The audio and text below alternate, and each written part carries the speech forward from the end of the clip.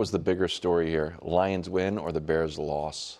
Listen, Bears loss is a real big problem for first things first Bears and Caleb guy Danny Parkins. But that's not my problem. I told you, Coach. This is not my problem anymore. The bigger story is the Lions getting their swagger back, at least temporarily. I don't think the Bears falling to 0-2 ends their season. I think that if you thought the way, yeah, because, I mean, I think that people thought the Bears were going to lose when the schedule came out. We thought the Bears were going to lose this game, and you know what I mean. And so I don't think that ends their season. And I actually thought Caleb played fine. I think he played great. I think, like we said, the Caleb this year is going to be a work in progress that you hope peaks at the end of the year. But there was real concern about Detroit, right? You know what I mean? Yeah. And it felt to me like that concern had gotten even to where Dan Campbell was, I don't want to say on edge, but even more, caffeinated than usual. And so the fact that they hung 50 and are able to say within the building, if there was any concern, hey, whatever effect that playoff game had on Jared, that was a one-game effect. Mm-hmm. He's now back to being Lions Jared Goff. Guess what? Ben Johnson was great for our offense, but you know what's really great for our offense? Amon-Ra St. Brown, Jahmyr Gibbs, Sam Laporta, Penei Sewell. You know what I mean? We still have those guys. And so, to me, the Lions were teetering on the, window. Yeah, they're not a real contender. And now they at least got their swagger back, so to speak. So I think. Yeah, this is such an interesting take for so many different reasons. I mean, I want to hear what Brew has to say and Mangini, but I feel like we're just having the wrong conversation right now. Which is pretty crazy to me, but I'm curious what they said now. I think it's the Lions. Can we also all remember that the Bears last year were 5-2? Okay, they were 5-2 at the start of the season, and the first two games they lost were close. Yeah. And then the sixth game was the Hail Mary game. That team last year was rolling early. They were 5-2, Coach, or 4-2? I know they were 4-2. 4-2, and they would have been without the Hail Mary. Yeah, it would have been 5. I'm sorry. So 4-2, they would have been 5-2, and the two games they lost were really close games. Yeah. So they were rolling in the early part of the season. So that's a concern for me. The whole revenge angle, that's just something that they talked up in the building just to hype the guys up. I mean, the idea that you're going to get revenge because your offensive coordinator took a job to become a head coach at the opportunity that was the best for him to be successful, that's just the business. Didn't you feel like Belichick kept on running the ball against you to stick it to you a little bit? Yeah, he had hurt feelings about it, but again, what am I going to do? Not take a head coaching job in the division? But, that's the nature of pro football. Opportunities are created. Guys take opportunities. This was a great opportunity for Ben, but it is something that you'll use in the building to motivate your guys. Everybody's saying we can't do it without Ben. We can do, that's more of an angle than a real revenge factor, I think. Yeah, I think it's big. Both stories are big. Like the fact, because I think all of us had the Bears in the playoffs, and they still got a shot, but I do think they're in some trouble. They're not looking like you think they're just dead wilds? Yeah. I think they're close to dead. Right now, I'm not thinking they're going to make the playoffs. But I'm with Nick. I think the Detroit story is bigger. And you didn't mention this. Jared, we were bringing up Jared Goff 3-17-1 without Sean McVay or Ben Johnson calling the plays. So for him to go out and throw 5 touchdowns and I think 300-something yards. Yeah. Listen, here's the reality. The Detroit Lions had an awesome game. They also seemingly beat a really bad team.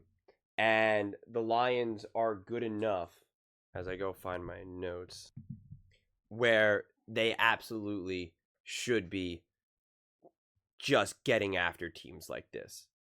They're too good. Their roster is too good. What I had said about the Detroit Lions about potentially taking a step backwards because of losing coordinators, you got to be able to beat the lesser teams though still, right? You still got to be able to find your way through it. And credit to them, they did so to the biggest way that you possibly could. And to me, this was a game that both teams were going to want to rally behind. It would have been devastating for Ben Johnson and Caleb Williams to go in there and beat Detroit. It would have been devastating.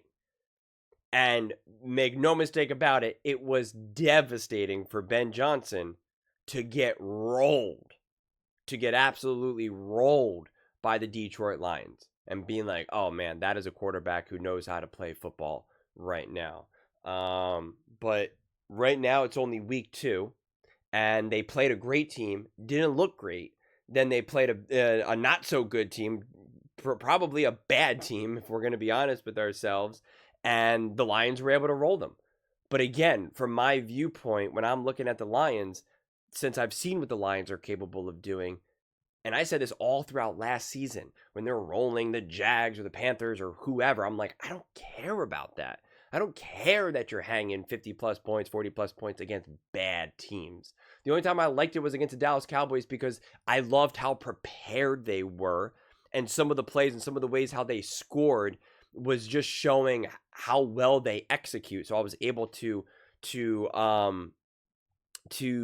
really find the nuggets in that game. But a game like this, it's like I expect the Lions to be able to do this. Although, again, make no mistake about it, scoring 52 points no matter who you're doing it up against is really impressive. And when Jared Goff was just absolutely on one, 23 for 28, 334 yards, 11.9 yards per attempt, and 5 touchdowns and a 156 rating, right? 30 carries for 177 rushing yards, 5.9 yards per carry, 8 different receivers, and only 3 penalties. Like, that is a team that was prepared and ready. That was a team that had a wake-up call and was angry after week 1. And then now went into week 2 for a get-right game and said, yep. But to say that this now answers all of the questions for the Detroit Lions, no. Did they get their swagger back? Yeah, I think that's fair to say. But in terms of what else they can do moving forward against better teams, against better offenses, against better defenses, that is still very much a wait-and-see situation. The good news is for the Lions, big time, is that the Bears aren't looking so good and the Vikings aren't looking so good, but the Packers are looking really good. But the Packers are definitely looking really good. So the season is still wide open for them. I mean, this game against the Ravens, that's going to be their next real who are the Lions, right? Because we've seen them play the Packers. Now we got to see them play the Ravens. But then they got some layups against the Browns. They shouldn't be good. Against the Bengals, but no Joe Burrow, they shouldn't be good. Against the Chiefs, I mean, who knows? You're going up against the Chiefs now. Xavier Worthy should be back, but no Rashee Rice. So, you're talking about a team that's not full strength. So that's going to be interesting. The Buccaneers will be interesting. Again, the Vikings, you should beat them. The Commanders, Jaden Daniels injured his knee. I mean, he should be back by November. I don't know if he's missing any games, but who knows? Once you kind of start to go deeper in the season, now it's kind of hard to predict things. But the Eagles should be a tough game. Giants should not. Packers, tough game. Cowboys will be a question mark in terms of how tough it will be. And then you got a couple of these in-betweener games like the Rams and whatnot, but the wins are there. The wins are clearly there. But to me, it's just like, I'm not necessarily looking at the Bears, at a team like the Bears or the Browns or the Bengals to try to get a frame of reference as to how good this Lions team is. I'm looking at the game against the Ravens. I'm looking against the Chiefs. I'm looking up against the Bucks, the Commanders, the Eagles, and the Packers and the Rams. So there's a lot of, which is actually good. There's a lot of good games to try to get a feel for, okay, where do we stand as the Detroit Lions? Where do we stand? But again, make no mistake about it. A game like this is really, really important. And it's really important to build confidence and momentum and to show, hey, we can still be great. We can still hang these points. Yeah, we lost our coaches. Yeah, we had a rough game against the Packers. Doesn't mean that it's done. Doesn't mean that it's over. Doesn't mean that we're not great. We can still get after it. But now, to me, the big question is how do you answer the call against the Baltimore Ravens? Because again, you're talking about a quarterback against Caleb Williams, a first-year head coach against Ben Johnson. Like, that defense is not good. J.J. McCarthy lit them up in the, rookie quarterback J.J. McCarthy lit them up in the fourth quarter. right? Scoring, I think, what was it, 3 touchdowns, 21 points. Like, you better beat that team. You better beat that team. So that's just why for the teams that I have stronger expectations for, I elevate the floor for how impressed I can be for a win. But again, I was impressed by that game, and it was an incredibly important Gregory game because it's more important to do that than win a game against the Chicago Bears 24-23, and like Caleb didn't really play that good, and you're just like, well, if Caleb was a little bit better, like maybe the Bears win that game. Like there was no like, well, maybe. It was like, no, 100% Lions controlled that game. They were clearly the better team by levels. Their quarterback was clearly better by like years. And all that matters. All that matters tremendously. So there was really only that one real touchdown given up by the Lions on blown coverage, and after that, everything else was really hard to come by for Caleb Williams and the Chicago Bears, which again is important from a defensive standpoint for the Detroit Lions because we see that the Chicago Bears offense is not operating at the highest level right now.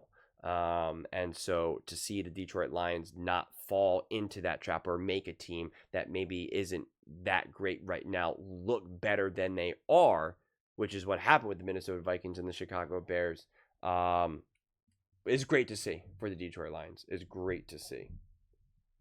But those are just my thoughts. I'd absolutely love to hear yours. What do you guys all think about the Detroit Lions?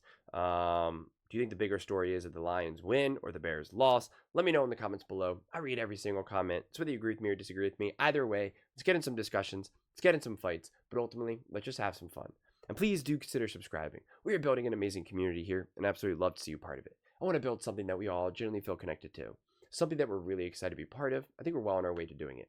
And please don't forget to give this video a thumbs up, as it really does help with the visibility and the algorithm. Thank you so much. See you next time.